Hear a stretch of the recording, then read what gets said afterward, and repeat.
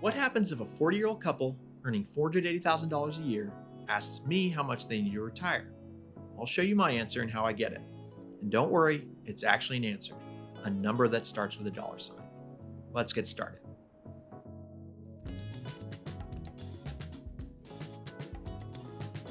If we haven't met, my name is Alex Rezzo, and I run Andante Financial, an investment advisory firm where we help people prepare to succeed in retirement.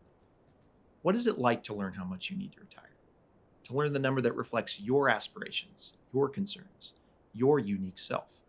Well, I'll show you by walking through that process for a couple that we'll call the Kemps. In this video, I'm going to prepare what I call a retirement number for the Kemps. It's the amount of savings I'll recommend they accumulate by their desired retirement age to achieve financial independence. And who are the Kemps?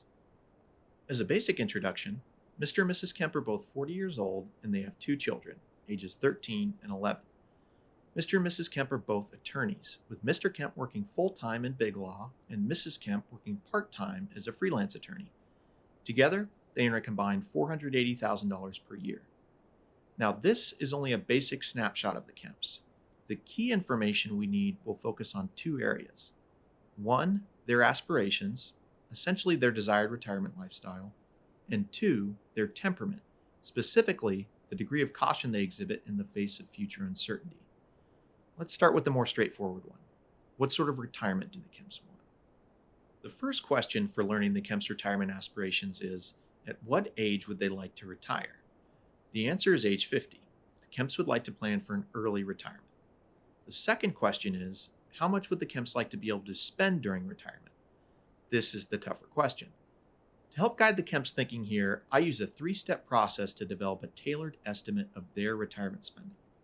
For step one, we begin by simply acknowledging what current spending is for the Kemps so that we can use that as a benchmark. The Kemps don't actually know how much they're currently spending, but as a financial advisor, I can piece that together for them pretty painlessly. In the case of the Kemps, for step one, we learned that they are currently spending about $160,000 a year. Step two is where we shift the focus into the future and identify spending adjustments that we expect to occur between now and retirement. As an illustration, here are the biggest four factors that we identified for the Kemps. Number one, travel and leisure spending.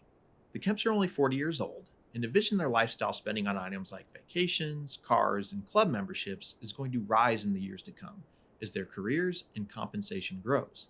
So we want to make sure to incorporate that spending creep into their plan. Number two, healthcare spending. Thankfully, the Kemps don't currently have any large healthcare costs, but we do need to plan for that increase in spending that we know most retirees will experience. Number three, housing. The Kemps are currently paying down a large mortgage on their home, but are on pace to pay that off well before retirement.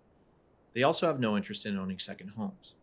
Therefore, mortgage payments are a significant spending drain now that we plan on not carrying forward into retirement spending. And finally, number four, supporting others.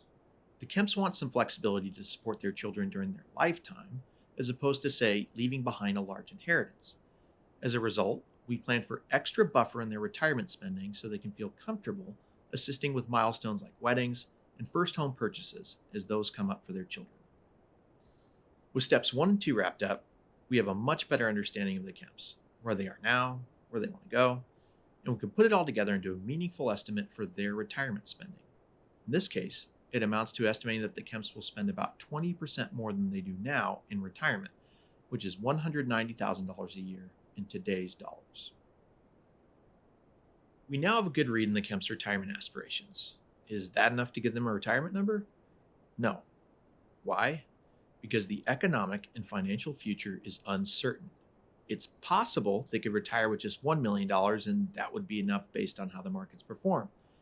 It's also possible that they could retire with $5 million and that's not even good enough. So how do you find the right number? What I do is help someone find the right number for them by identifying key assumptions and calibrating those to their level of caution. How do I do that? It's easier to show than tell here, so let me illustrate the factors I discuss with the Kemps. The first factor we discuss is Social Security income. We review multiple alternatives and decide to plan that Mr. and Mrs. Kemp will both begin receiving Social Security benefits at age 67, which corresponds to an estimated $73,000 in annual benefits under today's rules. Now, since the Kemps are only age 40, it's worth acknowledging that there is a lot of legislative risk in the Social Security program between now and when they want to start receiving retirement benefits at age 67. Therefore, as a measure of caution, we decide to take a 25% haircut on their estimated benefits relative to the current rules. That means for our plan, we will only count the Kemps receiving an annual benefit of $54,000 a year, pre inflation adjusted, starting at age 67. The second factor we discuss is investment income during the retirement years. Now, as a reminder, the investment nest egg they will need to retire at age 50 is the retirement number that gets calculated at the end of this entire process. The question we need to focus on here is the annual return as a percentage that the Kemp should estimate receiving from that nest egg, whatever its size. That income will depend on the asset allocation that the Kemps choose when they arrive at retirement. Therefore, we review stress test simulations for different asset allocations to gauge the Kemp's risk tolerance. As an output of that exercise, we decide to plan on assuming a 50-50 stock versus bond allocation in retirement. For that asset allocation, I suggest that they assume a 6.5% average annual return in their plan. For reference, looking all the way back to 1920, a portfolio with a 50-50 allocation has performed better than that 98% of the time if you look at all the 50-year spans in that history. It's of course only an estimate, but I think it's on the conservative side and appropriate for the Kemp's risk tolerance. The third factor we discuss is our inflation assumption, and we decide to estimate an average of 3% inflation for the Kemps over their retirement. That means we're assuming that the Kemp's desired $190,000 in annual spending gets bumped up 3% every year. Although 3% is higher than the average inflation we've seen over the past 20 years in the US, it's not a particularly high estimate when considering both the longer history of inflation in this country and, of course, the most recent spike we've seen in 2021 and 2022. The final factor we review is what I call the backstop that the Kemp should plan for. This is where we decide 1, through what old age the Kemps want to plan on maintaining their full spending level, and 2, how much in assets they would like to have left over at that age. The Kemps first decide that they would like to plan on maintaining their full spending level until age 100. This is a cautious estimate since the odds of both Mr. and Mrs. Kemp celebrating their 100th birthday is less than 1 in 1,000. As a consequence of that cautious assumption, the Kemps decide that they won't plan on a large amount of leftover assets at that age. Therefore, we incorporate only $100,000 of reserves into the backstop, which is consistent with our plan that the Kemps don't want to leave behind a large inheritance, but would rather have the flexibility to financially support their children throughout their lifetime with higher spending in retirement.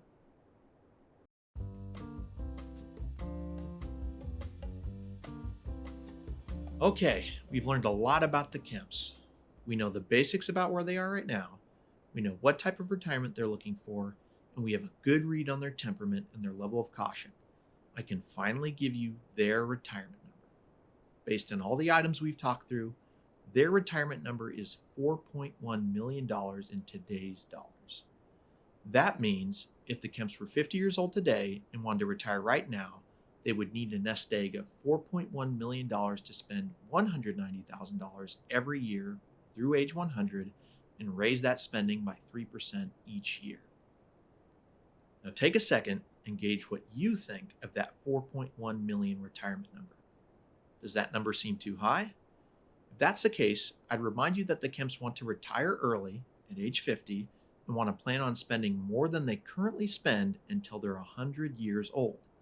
You need a significant nest egg to achieve that sort of financial independence for 50 years.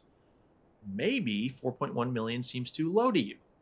If that's the case, I'd note that even though the Kemps are earning almost $500,000 annually as attorneys at age 40, they do a good job of spending well below what they make. Remember, the Kemps are currently only spending $160,000 of their earnings per year, and their goal for spending in retirement isn't dramatically higher than that. Now, a key disclaimer about the retirement number. It is a highly personalized estimate built around the specific scenario we discussed for the Kemps. If we were to change any of the facts or assumptions, we would need to change the retirement number. For example, what if the Kemps dropped their spending goal in retirement from $190,000 per year to its current level of $160,000 per year? That drops the retirement number down to $3.4 million. Alternatively, what if we keep the $190,000 per year spending goal, but assume long-term inflation of 4% instead of 3% if we're concerned about the risk of prolonged high inflation? That raises the retirement number to 4.8 million. I share these quick what ifs because I actually like to use these with clients to help them weigh the trade offs between the various decisions and assumptions that we use for their retirement number. It also serves as a reminder that if circumstances or concerns change for the Kemps at any time, we can incorporate those changes into their retirement number to show its corresponding changes.